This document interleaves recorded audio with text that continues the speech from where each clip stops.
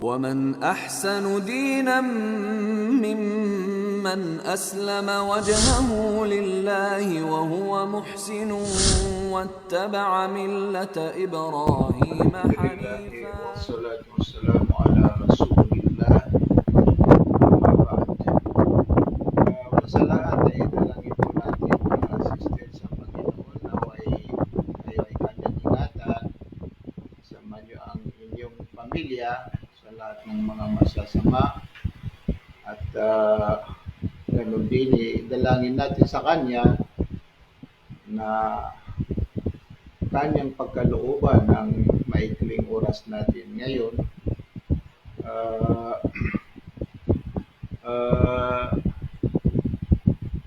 Ang usapan po natin ngayon tungkol po sa ano po ang pinakamahalaga na dapat pagsumikapan ng bawat isa sa atin, bawat isa sa mga tao. Ano po ang pinakamahalagang pagsumikapan?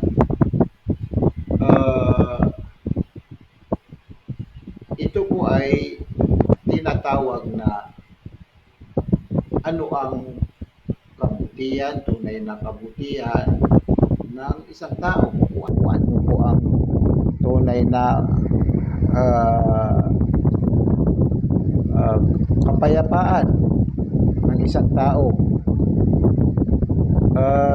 Para po natin malaman at magkaroon po tayo ng idea kung ano po ang matatawag na totoong tagumpay ng isang tao, ay sapatin po natin sa atin yung salita mismo ng Panginoon, na ang kanyang binitawan na salita ay ito po ay nakapagbigay ng kahulugan kung ano po ang layunin o ano po ang tunay na tagumpay ng bawat isa sa atin. Pakinggan po natin yung sinabi ng Panginoon. Ito ay kanyang binikas sa lingwaheng Arabic. Minha khalaqnakum wa fiha nu'idukum wa minha nukhrijukum taratan ukhra. Minha khalaqnakum wa fiha nu'idukum wa minha nukhrijukum taratan ukhra. Sa maikling talata na ito na salita ng Panginoon, mauunawaan po natin dito ano ang tunay na kalagayan ng isang tao. Siya ba ay katulad ng ibang linikha? Ang ibig ko sabihin ay sila po ay magkakaparehas sa buhay na pinagkaloob sa kanila, o iba ang buhay na ipinagkaloob sa atin. Pakinggan natin ano po ang kahulugan ng sinabi ng Panginoon. Sabi niya, minha khalaqnakum. Tayo po ay linika, kayo ay aming linika. Minha khalaqnakum. Kayo ay aming linika mula sa putik. Dahil po ang ama po natin na si Adam ay siya po ay nanggagaling sa putik. Minha khalaqnakum. Pangalawa, sabi niya, wa fiha nu'idukum. At noon kayo ay nabigyan ng buhay dahil sa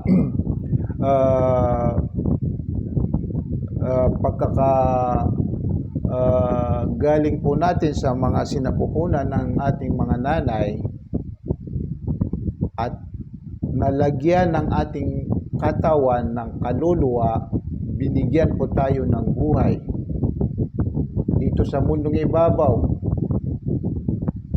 na wala po tayong kaalam-alam. Wallahu akhrajakum min butuni ummahatikum la ta'lamuna syai'a. Ang Allah, kayo ay kaniyang tayo ay kanyang nailabas mula sa tiyan o sinapupunan ng ating mga nanay, la ta'lamuna syai'an, na wala kayong kaalam-alam na kahit isang bagay. Wala kayong kaalam-alam na kahit isang bagay. Noon lumabas po tayo dito sa mundong ibabaw na pinagkalooban po tayo ng Panginoon na buhay, ano po ang klaseng buhay na pinagkaloob sa atin ng Panginoon? Katulad ba ng buhay na pinagkaloob niya sa ibang linikha, katulad ng mga hayop? Na kapag sila ay mabawian ng buhay, hanggang doon lang sila, hindi sila bubuhayin muli, hindi sila babangon muli. Hindi. Naunawaan po natin sa talata na ito, yung sinabi ng Panginoon, wa fiha nu'idukum, kayo ay aming ibabalik. Kayo ay aming ibabalik sa putik. Ito po ay nangangahulugan na tayo ay mababawian ng buhay. Walang isa man sa mga tao na hindi siya mababawian ng buhay, hindi siya madadatnan ng kamatayan. Kahit ano ang kaniyang kalagayan, siya ay matatawang ng pinakamataas na pinuno dito sa mundong ibabaw. Siya ay matatawag na pinakamayaman dito sa mundong ibabaw. Lahat po tayo ay makakaranas ng kamatayan, mababawian ng buhay. Tulad ng sinabi ng Panginoon, kullu nafsin dha'iqatul maut, lahat ng may buhay, dha'iqatul maut, siya po ay makakaranas ng buhay. Iyon ang kahulugan sa kanyang sinabi, wa fiha nu'idukum, kayo ay ibabalik sa putik. Dahil galing po tayo sa putik at binigyan po tayo ng buhay at mababawian tayo ng buhay. Ibig sabihin, mababawian tayo ng buhay. Kapag nabawian po tayo ng buhay, ay ang pamamaraan ng Islam ay tayo po ay dapat ilibing sa ating mga libingan, ibalik sa putik, dahil sa doon po tayo nanggagaling. Doon po tayo nanggagaling. Ito ang tamang pamamaraan. Hindi sinusunog. Kung di kaya yung iba pang mga pamamaraan na ginagawa ng mga ibang tao. Pero ang tamang pamamaraan, kapag nabawian ng buhay ang isang tao, ay siya po ay ililibing dahil sa ibabalik kung saan man siya nanggagaling. Galing po tayo sa putik. So kapag nailibing po tayo sa ating mga libingan, ano naman ang susunod? Ang susunod ay yung sinabi ng Panginoon, wa minha nukhrijukum taratan ukhra. Minha nukhrijukum taratan ukhra.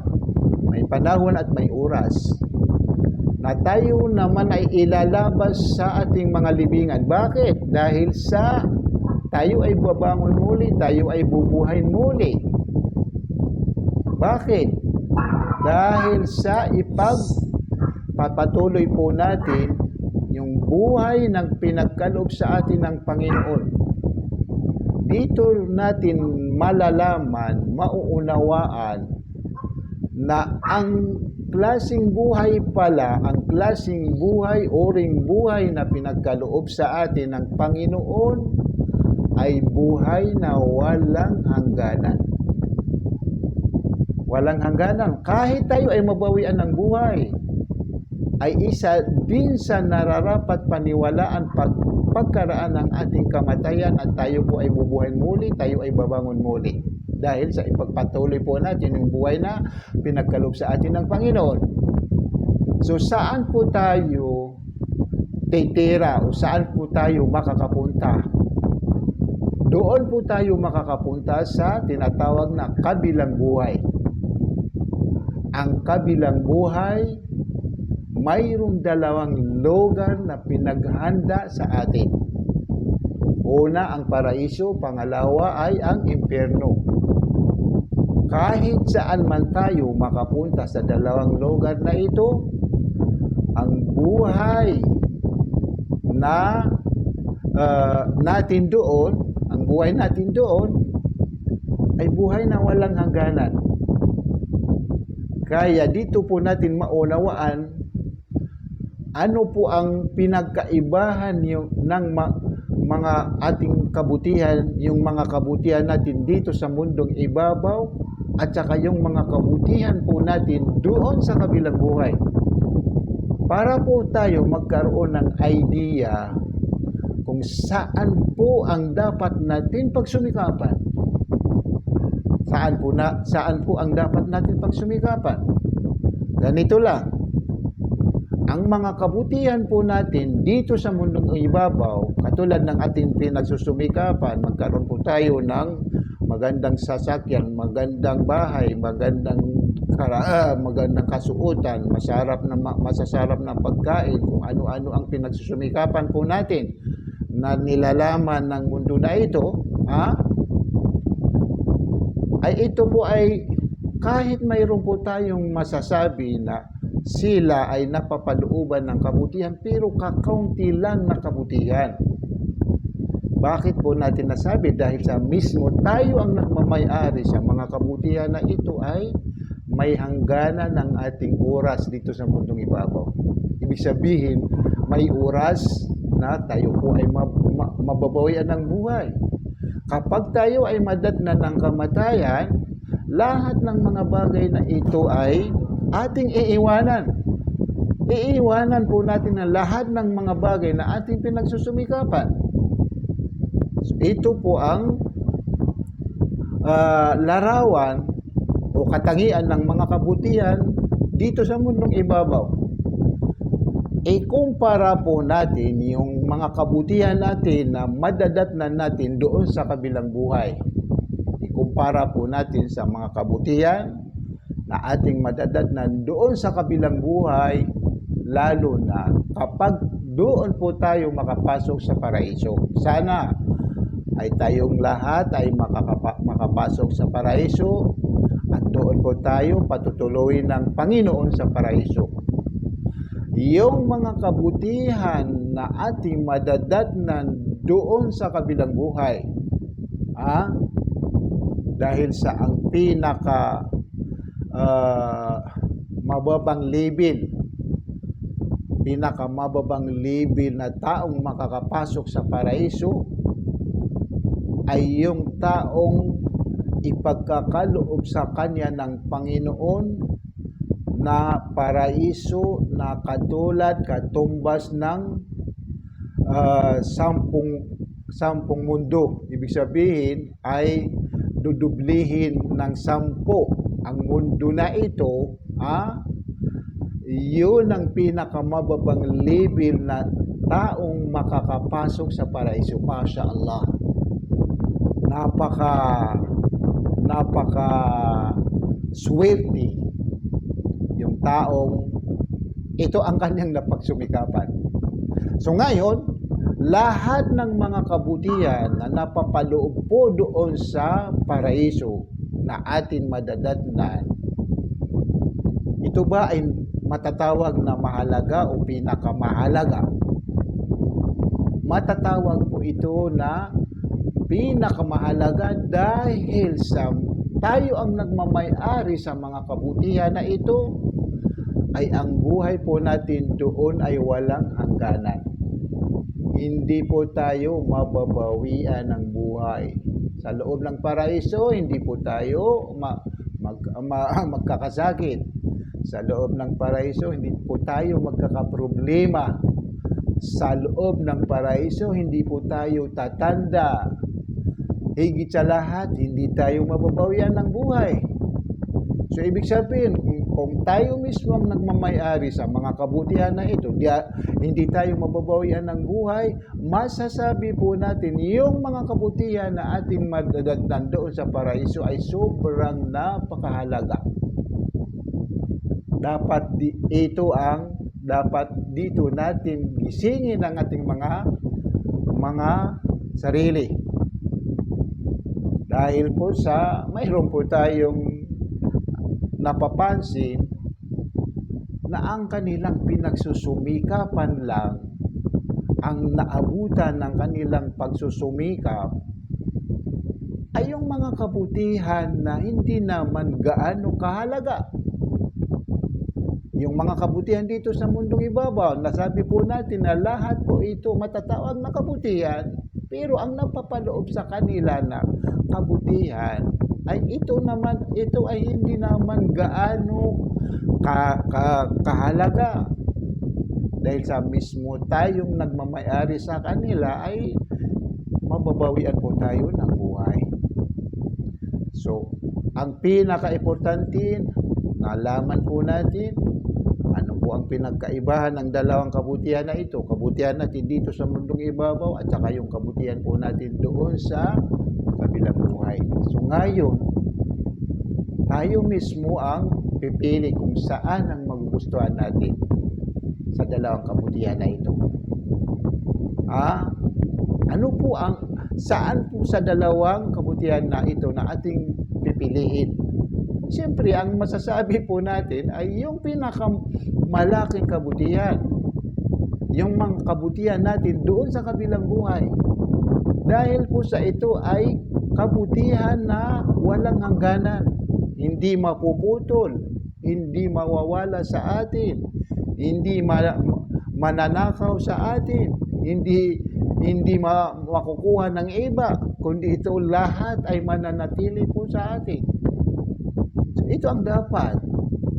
So ngayon, kung nais po natin ipagkaloob sa ating mga sarili ang ganitong klaseng kabutihan, ano po ang tamang daanan? Ano po ang unang hakbang na dapat natin tahakin papunta para po natin maipagkaloob sa ating sarili ang ganitong klaseng kabutihan? Wala po tayong masasabi na wastong pamamaraan, tamang landas, tamang pamamaraan patungo sa kabutihan na ito, kabutihan natin doon sa kabilang buhay, sa paraiso, maliban lang sa isuko po natin ang ating mga sarili sa anuman ginugusto ng Panginoon na layunin ng ating buhay dito sa napakaikling oras natin dito sa mundong ibabaw. Dahil po sa tayo ay linikha ng Panginoon na mayroon siyang ginugusto na layunin. Mayroon siyang ginugusto na pamamaraan na dapat po natin sundin. At ang layunin na ginugusto ng Panginoon, ito po ang dahilan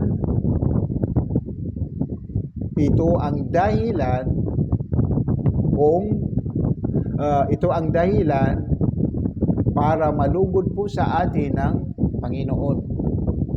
At kapag ito ay hindi pinansin ng tao, hindi binigyan ng halaga ng tao, hindi isinabuhay ng tao, ay magiging dahilan na siya po ay mapupuutan o siya po ay mapapagalitan ng Panginoon. So ang ibig sabihin, ang layunin ng Panginoon sa kanyang paglikha sa atin, sa kanya nakadipindi, sa kanya nakasalalay, paano po tayo papasa sa kabilang buhay. Ang ibig po sabihin na paano po tayo papasa sa kabilang buhay ay paano po tayo makasigurado na doon po tayo patutuloyin sa paraiso, na maipagkakaloob sa atin ng mga kabutihan, maraming kabutihan na ating madadatnan doon sa paraiso. Ito ang layunin ng Panginoon. Ito ang unang hakbang sa pagtahak sa daanan papunta sa tunay na kabutihan, tunay na tagumpay ng isang tao doon sa kabilang buhay. Ano po yun? Ulitin po natin. Yung pagsuko sa sarili sa layunin ng Panginoon sa kanyang paglikha sa atin. Ano ang layunin ng Panginoon sa kanyang paglikha sa atin? Ito ay malinaw na kanyang binigkas. So sinabi sa banal na Quran, wa ma khalaqtul jinna wal insa illa liya'budun. Hindi ko linikha ang mga engkanto, mga tao, maliban lang sa ako ay kanilang sambahin. Yung tinatawag na pagsamba sa Kanya, ito ang layunin ng Panginoon sa Kanyang paglikha sa atin. At dahil sa pagsamba sa Kanya, tayo po ay papasa pagdating natin sa kabilang buhay. Dahil sa pagsamba sa Kanya, tayo po ay malulugod sa atin ng Panginoon pagdating natin sa kabilang buhay. Dahil sa pagsamba sa Kanya, tayo po ay mamahali ng Panginoon pagdating natin sa kabilang buhay. Dahil sa pagsamba sa Kanya, tayo po ay pangangalagaan, kalulugdan ng Panginoon pagdating natin doon sa kabilang buhay. Higit sa lahat, doon niya po tayo patutuloy sa paraiso. Sana po ito ang maipagkaloob sa atin ng Panginoon. So yung tinatawag na pagsamba sa Kanya, napakaraming klase, napakaraming uri. May mga pagsamba, mga uring pagsamba sa Kanya, ito po ay magaganap sa pamamagitan ng ating mga gawain. May mga uring pagsamba sa Kanya na ito po ay magaganap sa pamamagitan ng ating pananalita. May mga uring pagsamba sa Kanya, ito po ay magaganap sa pamamagitan ng ating mga pag-uugali. Dahil sa may mga pag-uugali na ito po ay kinalulugdan ng Panginoon. Mayroon naman mga pag-uugali na hindi niya kinalulugdan. Hindi niya nagugustuhan. May mga uring pagsamba sa Kanya, ito po ay magaganap sa pamamagitan ng gawain ng ating mga puso. So lahat ng mga uring pagsamba na ito ay napapaloob po sa relihiyon ng Islam. Kaya ang masasabi po natin na unang-unang hakbang sa pagsuko sa sarili, sa layunin ng Panginoon, siya yung pagsuko sa sarili sa relihiyon ng Islam. Isuko po natin ang ating mga sarili sa relihiyon ng Islam dahil sa nalaman natin na lahat ng napapaloob po sa relihiyon ng Islam, lahat po ito ay kinalulugdan ng Panginoon. Kaya ang kinalulugdan ng Panginoon para sa atin na pamamaraan ay yung pamamaraan sa Islam. Sa kanyang sinabi, "Waraditu lakumul Islam madina," aking kinalugdan para sa inyo na pamamaraan ay ang pamamaraan sa Islam. Ang ibig po sabihin, kapag ang tao ay pumasok sa relihiyon ng Islam, lahat ng kaniyang isasabuhay sa lahat ng nilalaman ng relihiyon ng Islam. Halimbawa, yung mga gawain, halimbawa, yung mga pagsasalita, halimbawa, yung mga pag-uugali, halimbawa, yung mga paniniwala ng ating mga puso. Lahat, kahit saan sa mga uring pagsamba na ito na kanyang isa na sa buhay, lahat po ito ay kinalulugdan ng Panginoon. So, ang ibig sabihin, kinalulugdan ng Panginoon ang mga gawain na ito. Ganon din, kalulugdan ng Panginoon ang taong nagsasabuhay sa mga gawain na ito. Ibig ko sabihin ay dito po tayo makakasigurado. So ngayon, ang tanong, paano po makapasok ang isang tao sa relihiyon ng Islam? Paano siya yayakap sa relihiyon ng Islam? Isang hakbang lang at napakasimpleng gawain. Hindi naman gaano kahirap at hindi naman gaano katagal. Maari sa 1 minuto lang ito ay matatapos po natin kung nais natin isabuhay. Kapag naisabuhay po natin ito, tayo po ay makakapasok sa relihiyon ng Islam, tayo ay matatawag na Muslim, tayo ay matatawag na na isuko po natin ang ating mga sarili sa layunin ng Panginoon sa kanyang paglikha sa atin. Tayo po ay matatawag na nagbalik loob sa Panginoon. Dahil sa tayo ay nagbalik loob sa Panginoon, tayo po ay pinaghandaan ng Panginoon na napakaraming mahalagang bagay. Kabilang sa mga mahalagang bagay na ipagkakaloob sa atin ng Panginoon ay tayo po ay mapapatawad ng Panginoon sa lahat ng nagawa nating pagkakasala, kahit sabihin po natin na ang noon ay napuno natin ng pagkakasala ang mundo na ito dahil sa tayo ay nagbalik loob sa Kanya. Kabilang sa Kanyang ipagkakaloob sa atin, tayo ay Kanyang mapapatawad at buburahin Niya ang lahat ng nagawa nating pagkakasala. Hindi lang sa buburahin, kundi papalitan pa ng maraming kabutihan. So, ito po ang ating dapat pagsumikapan. Ang unang hakbang sa pagyakap sa relihiyong Islam, pagpasok sa relihiyong ng Islam, ang tinatawag na pagsasaksi. Ang pagsasaksi na ito ay katanggap-tanggap sa Panginoon ay napapaloob po dito ang tatlong bagay. Ang unang bagay, ang paniniwala sa pamamagitan ng ating mga puso. Halimbawa, paniwalaan ng ating mga puso na walang Diyos na karapat-dapat sambahin maliban kay Allah. Paniwalaan ng ating mga puso na si Muhammad ay kanyang sugo at alipin.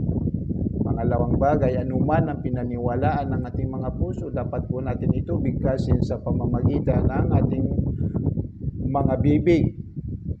Pangatlong bagay, anuman ang pinaniwalaan ng ating mga puso, binigkas ng ating mga bibig, dapat po natin ito isabuhay sa pamamagitan ng bawat bahagi ng ating katawan. Kaya tiyakin po natin, bawat bahagi ng ating katawan, walang maikikilos, maliban lang sa mga gawain na ito po ay naaayon sa pinaniwalaan ng ating mga puso at binigkas ng ating mga bibig. Kapag nabuo po natin ang tatlong bagay na ito, na isabuhay po natin yung tinatawag na pagsasaksi na katanggap sa Panginoon, na isabuhay po natin yung unang hakbang sa pagpasok sa relihiyon ng Islam, na isabuhay po natin yung unang hakbang sa pagsuko sa sarili, sa kagustuhan sa layunin ng Panginoon, na isabuhay po natin yung unang hakbang sa pagbabalik loob sa Panginoon. Tayo ay matatawag na Muslim, tayo po ay pinatawad ng Panginoon sa lahat ng mga nagawa nating pagkakasala. So, kung ganito kahalaga ang gawain na ito, ay ang nararapat po sa atin ay huwag natin ito palampasin. Huwag natin ipagpapadamot sa ating mga sarili dahil sa hindi po natin hawak ang ating mga sarili. Hindi po tayo sigurado kung aabot pa tayo sa mga darating na mga panahon, mga oras, o mga araw. Wala man isa sa atin na tiyak niya sa kanyang sarili na siya po ay makakaabot sa pangalawang araw, pangatlong araw. Wala. Lahat po tayo ay nag-iisip, kailan po ako mababawian ng buhay? Kailan po, anong araw na ako ay mababawian ng buhay? Anong buwan na ako ay mababawian ng buhay? Anong taon na ako ay mababawian ng buhay? Ang importante, kahit man tayo ay mabawian ng buhay, basta na ipagkaloob natin, nagawa po natin yung unang hakbang para po tayo ay kalugdan ng Panginoon pagdating natin doon sa kabilang buhay. So, huwag natin ito ipagpadamot sa ating mga sarili. So, ganito lang ang ating gagawin. Sundin niyo po ako sa aking bibigkasin. Itaas po natin ang ating kanang kamay, ang ating mga hintuturo. Ganito, ito ay sinyalis. Ang kahulugan, ito ay sinyalis na ang ating sinasamba ay ang nag-iisang Panginoon. Ang ating sinasamba ay ang nag-iisang Panginoon. Ibig sabihin na nag-iisa ay walang kaagaw, walang katambal. Dahil sa hindi po tayo pwedeng magkaroon ng dalawang Panginoon, o di kaya tatlong Panginoon, o di kaya maraming Panginoon, dahil sa magulo tayo mismo dahil sa magkakaagawan sila ng kagustuhan.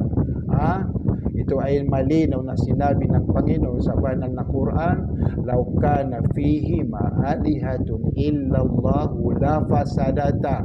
Kung mayroon man pangalawang Panginoon sa pitong palapag na kalangitan at saka pitong palapag na kalupaan, mangyayari yung pinsala sa pitong palapag na kalangitan na ito at pitong palapag na kalupaan. Ito po ay dahil sa ang Panginoon na siya po ay walang katambal, nag-iisa, makikita po natin na walang nangyayari na mga pinsala dito sa pitong kalangitan at pitong kalupaan. So, bigkasin po natin, sa buhay po natin yung unang hakbang pagyakap sa relihiyon ng Islam. Taas po natin ang ating intuturo at lakasan po natin ang ating pagsasalita. Ashhadu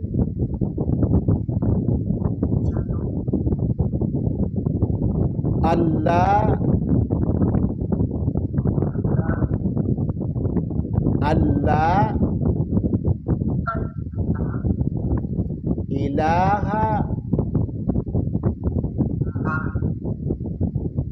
ilaha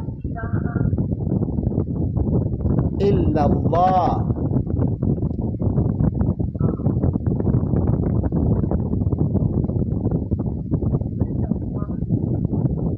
wa ashhadu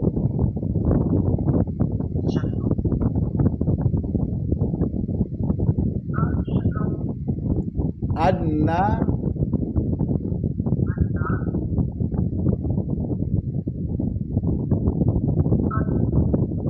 Muhammadan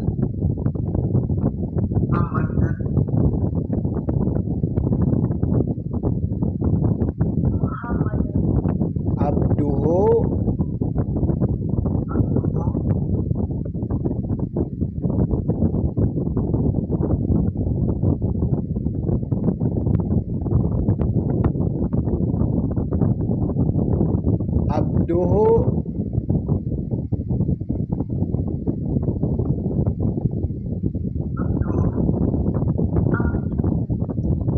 wa rasuluhu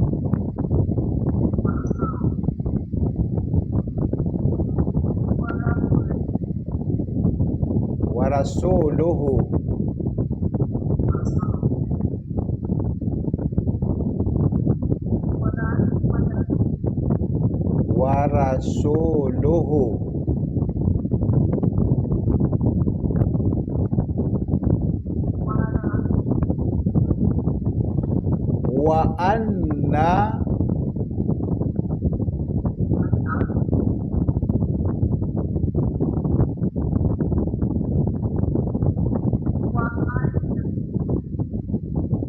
Isa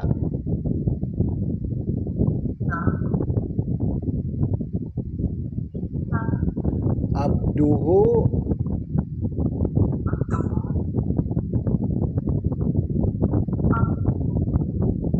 wa rasuluhu.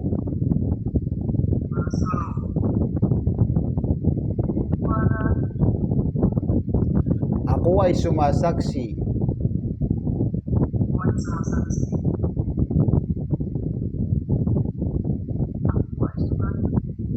na walang Diyos na karapat-dapat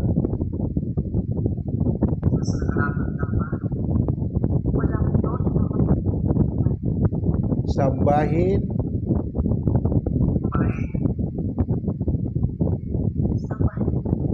maliban kay Allah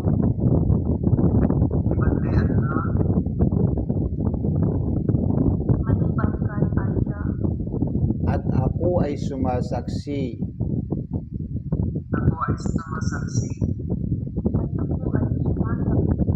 na si Muhammad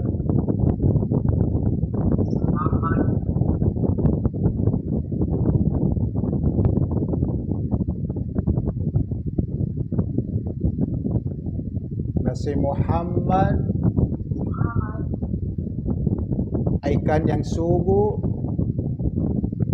kanyang sugo ay kanyang at alipin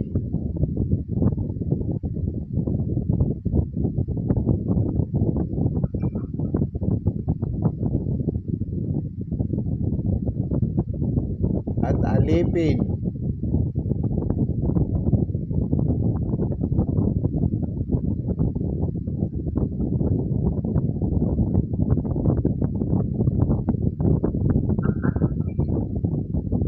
at ako ay sumasaksi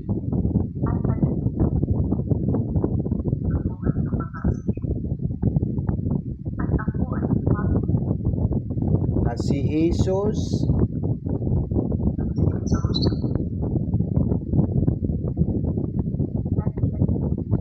ay kanyang sugo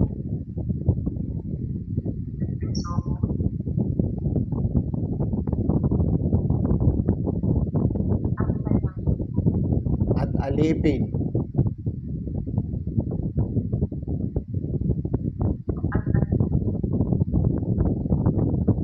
Allahu Akbar. Congrats sa inyo. Congrats sa inyong mga kapatid. Kayo po ang pinili ng Panginoon sa dami ng kanyang mga linika na ipinagkaloob niya sa iyo ang napakahalagang bagay na ito. Dahil sa napakahalagang gawain na ito, kayo po ay minahal ng Panginoon, kayo po ay pinatawad ng Panginoon sa lahat ng nagawa niyong pagkakasala. Dahil po sa kayo ang pinili ng Panginoon sa dami ng kanyang mga linika. So wala po kaming nararapat sabihin sa inyong mga kapatid maliban lang sa congrats sa inyong dalawa.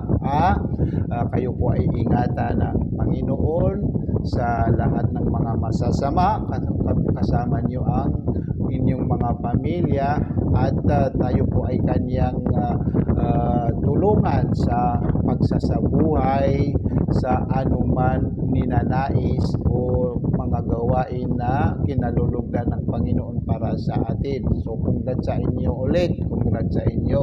Mabuhay po kayo mga kapatid.